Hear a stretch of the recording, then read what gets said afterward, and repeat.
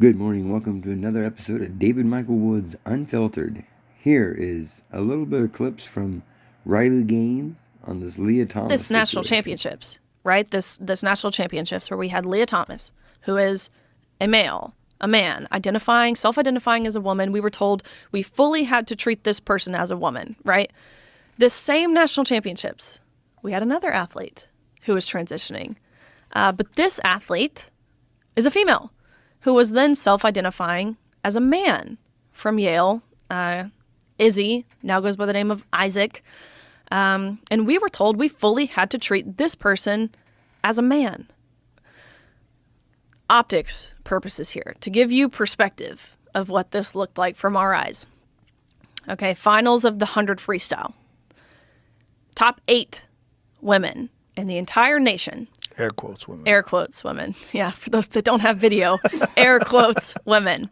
Top 8 women in the entire country.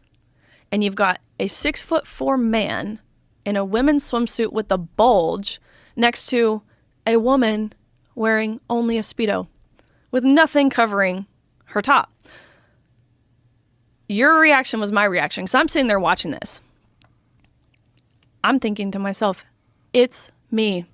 I'm the crazy one. It must be. This is the freaking Twilight Zone.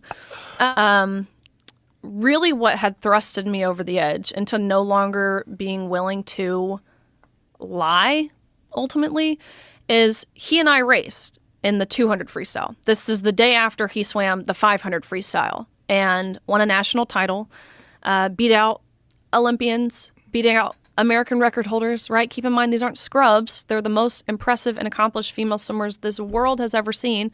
And again, he beat them all by body lengths. 1 second might not sound like a lot of time, but in the sport of swimming, again, measured down to the 100th of a second, 1 second is significant.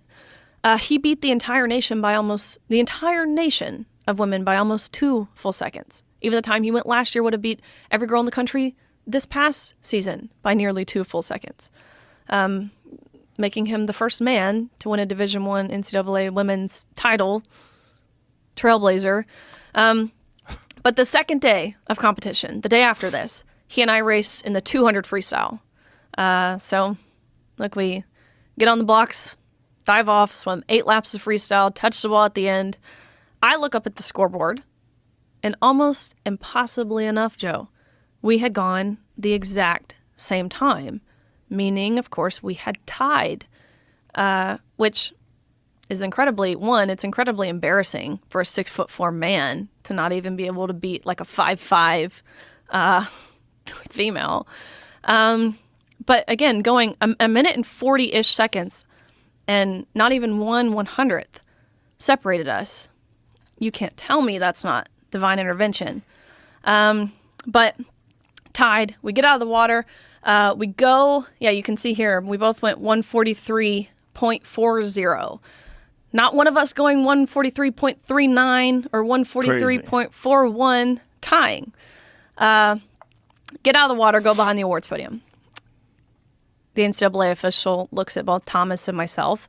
Thomas, who is towering over me, right, 6'4". And this official looks at both of us and says, "Great job, you two. But you tied, and we only have 1 trophy, so we're going to give the trophy to Leah. Sorry, Riley, you don't get one." My Jesus Christ. heart rate was still high, having just competed. My adrenaline was still pumping. And so the first thing that I thought ended up being the first thing that I said, and the first thought that I had was just what you had just said, right? Like, isn't this everything that Title IX was passed to prevent from happening? What do you mean you're going to give the trophy to the man in the women's 200 freestyle? I asked the question that no one dared ask all season. And I said, why? Which, of course, he didn't have an answer as to why. They didn't give him a script of what to say when someone asks you the dreaded question of why.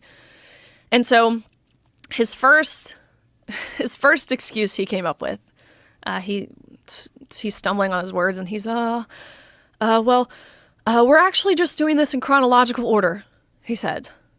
And so I said, okay, do you mean alphabetical? Because G comes before T. Otherwise, I literally have no idea what you're being chronological about, right? We tied. So again, what's your rationale here? And finally, he realized that he didn't have a justification. He didn't have an answer for this. And so, and I actually appreciate his honesty, this is when his face changed. He looked sad. His voice changed. I could tell he didn't even believe what he was about to say. But this official looked at me and said, Riley, I am so sorry, but we have been advised as an organization that when photos are being taken, it's crucial that the trophy's in Leah's hands. Again, you can pose with this one, but you have to give yours back. Leah takes the trophy home. You go home empty-handed, end of story. We can eventually mail you one. Oh my God. Is what they said. So it was like that moment when the title of this hearing implies a much needed discussion. We're likely going to be forced to listen to transphobic bigotry. Because actually protecting female athletes in Title IX is important. Participating in sports provides so many benefits to our young people. Those and athletic opportunities that should have been afforded to them under Title IX. Again, the whole reason we put together Title IX. Last year, we celebrated the 50th anniversary of Title IX's enactment. For the last 50 years, we've seen Title IX's success in securing equality for women across the country. We cannot allow this administration to dismantle the rights and protections that women fought so hard to achieve. We must protect women and girls, and I encourage my colleagues on both sides of the aisle to stay centered on this issue throughout the hearing. To our panel, thank you for being here today before the subcommittee. I'm looking forward to having this very important discussion with you. And I now recognize the ranking member, Ms. Lee, for your opening statement. Ms. Lee? pointing to me that although the title of this hearing implies a much needed discussion, we're likely going to be forced to listen to transphobic bigotry. Because actually protecting female athletes in Title IX is important. Participating in sports provides so many benefits to our young people. Those benefits range from improved mental and physical health to enriched life skills, such as teamwork and goal setting. In terms of mental health, studies show that participating in youth sports is associated with lower rates of anxiety and depression, lower amounts of stress, higher self-esteem and confidence, and reduced risk of suicide. So why are my Republican colleagues working so hard to prevent our trans youth from participating? According to the Human Rights Campaign, in just the first 143 days of 2023, elected officials across the nation introduced more than 520 anti-LGBTQIA bills in state legislatures. 23 states banned trans youth from participating in school sports consistent with their gender identity, with some laws focusing on kids as young as kindergarten. How competitive is kindergarten? You all are working so hard at excluding and demonizing a bunch of kids. I think it's important that we raise the voices of transgender athletes, their families, and teammates. I'd like to read a few of their stories written in the first person. The first from Cece Telfer, a professional track athlete, model, and advocate. I was a former D2 national champion in the 400-meter hurdles. And I am now a professional athlete training to make it on the Team USA and represent them in the following Olympics to come.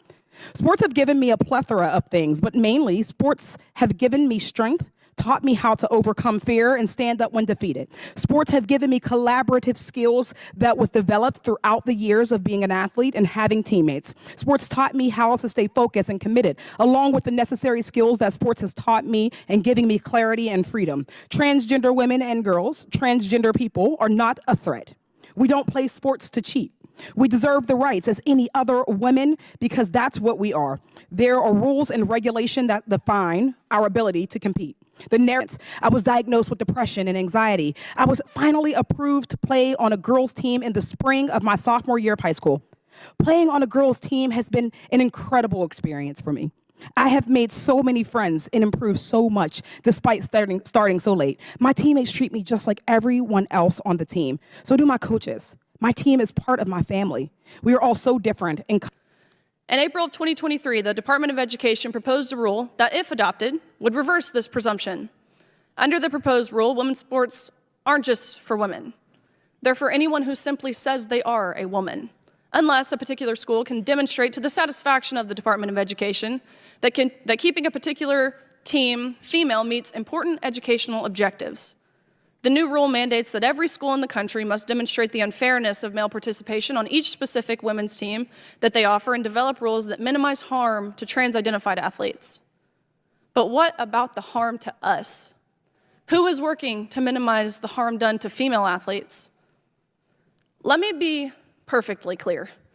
A school that knowingly allows a male athlete to take a spot on a women's team or allows a male athlete to take the field in a women's game is denying a female student athletic opportunity.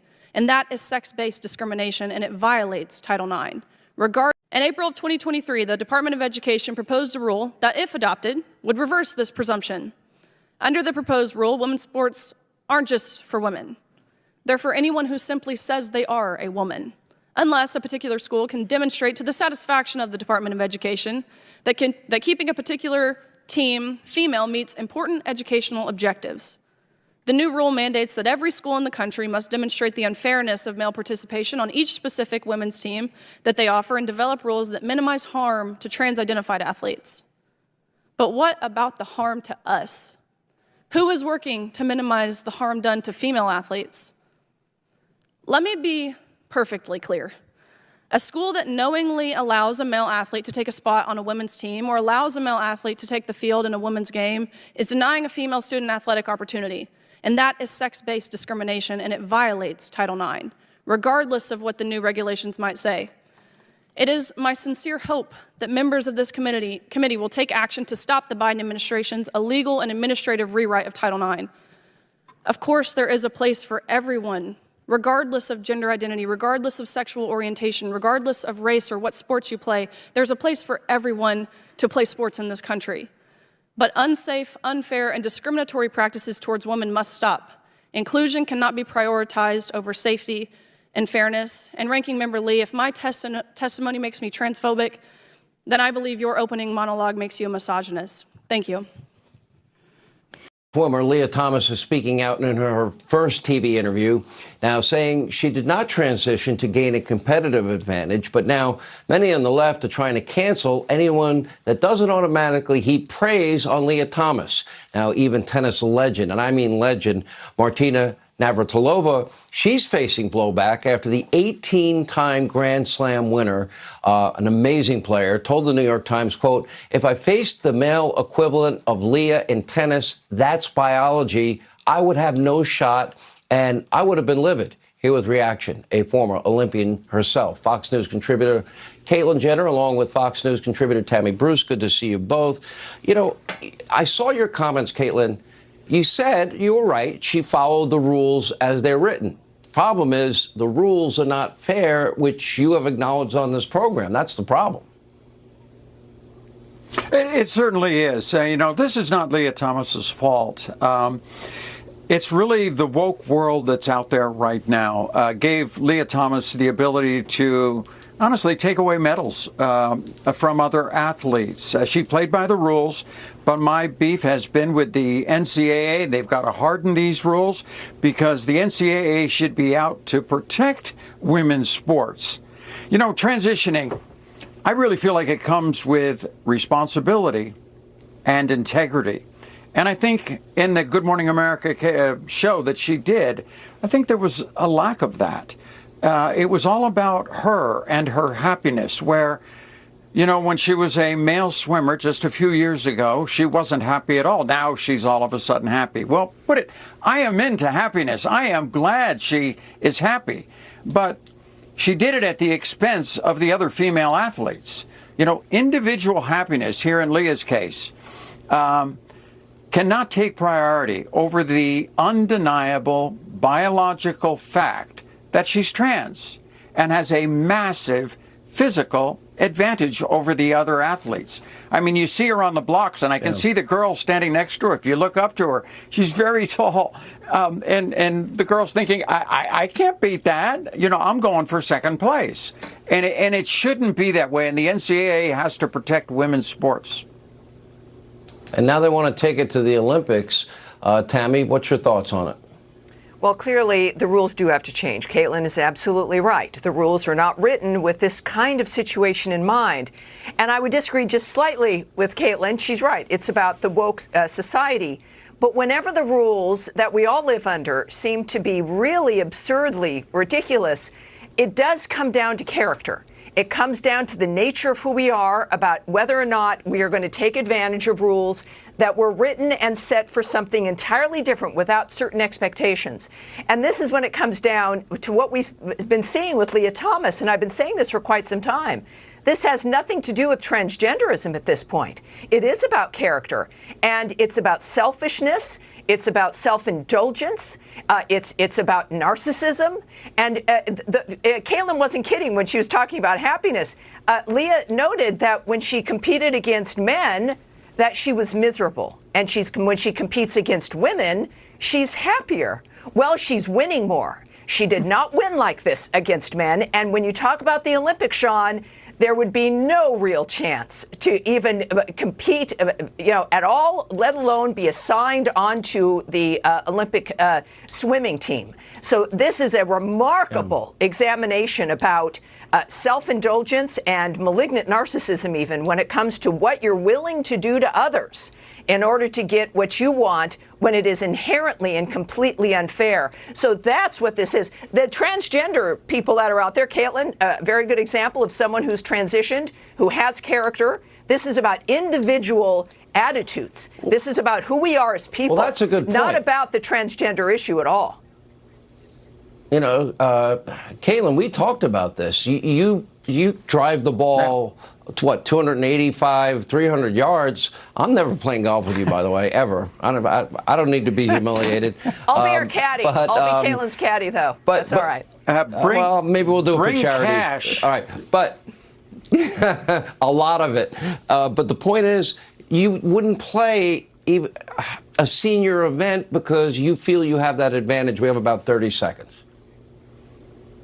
Yeah, no, I definitely do. And I've been through this whole process. In fact, I am completely transitioned. I don't know what the case is in Leah's case, but I've been on hormones for a very long time and can hit the ball a long way. That's not a problem. Here's a good example. What if the NBA adopted the rules of the NCAA? Michael Jordan in his prime all of a sudden decides, I'm trans. 1 year on hormone replacement therapy, and he can play in the WNBA. How do you think that would work out? I got to roll, Great but point. I think if I do play, I'll bring hundreds because it's going to cost me a fortune. Anyway, thank you. Violence. Ms. Gaines, I want to start with you. Thank you for your courage in being here today. Thank you for your courage and advocacy for women. You have been subjected to an unbelievable amount of abuse. You talk about intimidation, threats of violence. You have suffered it. I want to put up here a picture so everybody can see it. This was the welcome you were treated to at San Francisco State University just a couple of months ago when a mob assembled where you were supposed to speak, I believe for over 3 hours, screamed, threatened you, barricaded you in a room. Do I have that basically correct? Yes, I was held for ransom for 3.5 hours by hundreds of these protesters, as you see on the board. They demanded that I had to pay them money if I wanted to make it home to see my family safe again.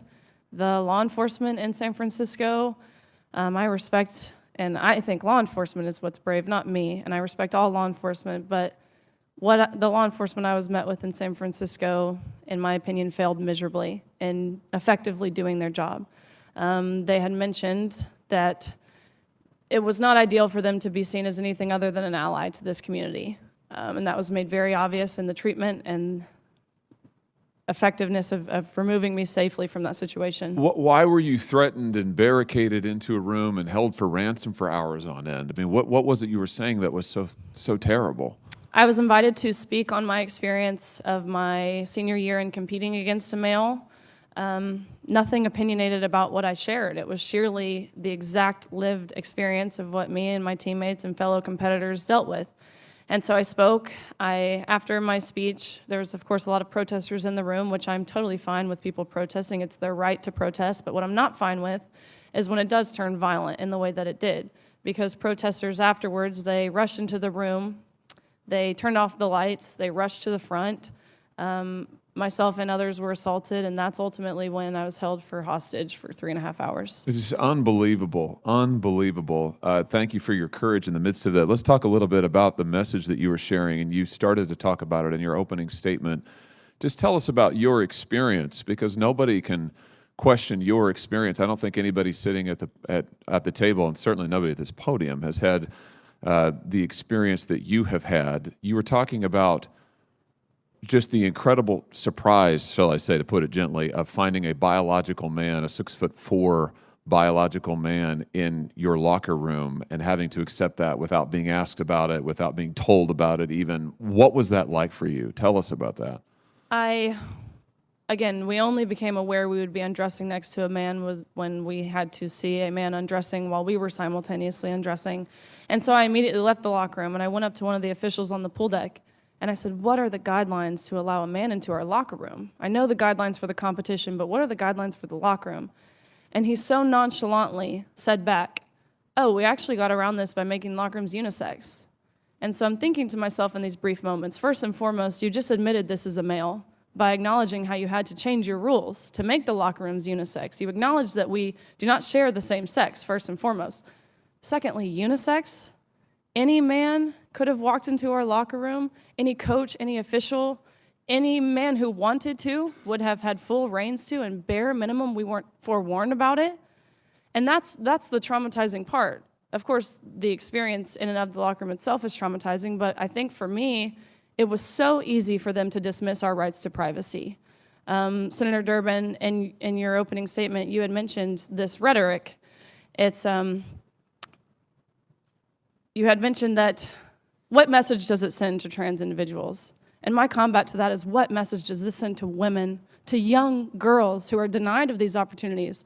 So easily their rights to privacy and safety thrown out of the window to protect a small population, protect one group as long as they're happy. What about us? That is the overall general consensus of how we all felt in that locker room. Why do you think it is that the NCAA and so many people in power seem intent on just erasing your opinion, your views, the whole category of women? I noticed that recently you just posted this to social media about a message that Harvard was sending around, I think, to its swimmers, telling them, don't talk about Leah Thomas, don't share your opinions. If you get contacted by a member of the media, then refer that to the university. Don't say anything, for heaven's sake. Tell us about this. I mean, this has been your experience over and over and over. You're told as a woman to shut up, don't say anything. What's that like? That is continually happening. And if we do speak up, you're immediately labeled as some name. They will call you everything under the sun, whether it's transphobic, homophobic, racist, white supremacist, domestic terrorist. They will throw them all at you in hopes to deter you, in hopes to silence you. Leah Thomas's teammates, they were forced every single week to go to mandatory LGBTQ education meetings to learn about how just by being cisgender, they were oppressing Leah Thomas. They were told that they're not allowed to take a stance because their school has already taken their stance for them. They were told that you will never get a job, you will never get into grad school, you will lose your friends, you will lose your scholarship and playing time if you speak out. They told these girls that if you do speak out, and any harm whatsoever comes towards Thomas's way, whether that's through social media, whether that's physical, mental, emotional harm, then you are solely responsible, and you could be responsible for a potential death. And you don't want that, do you? Of course not. Who would ever want to be responsible in a potential death? But that is the emotional blackmail that is plaguing this country, especially in universities. Last question, and I'll ask this and then give you a chance to respond, and I'm done with this, Mr. Chairman. Let me give you a chance to respond to something that Leah Thomas said recently, publicly. She said this publicly. They're using, this quote now, they're using the guise of feminism, they meaning you, using the guise of feminism to sort of push transphobic beliefs, meaning you advocating for women, women's rights is actually just a cover for transphobia. Do you want to respond to that?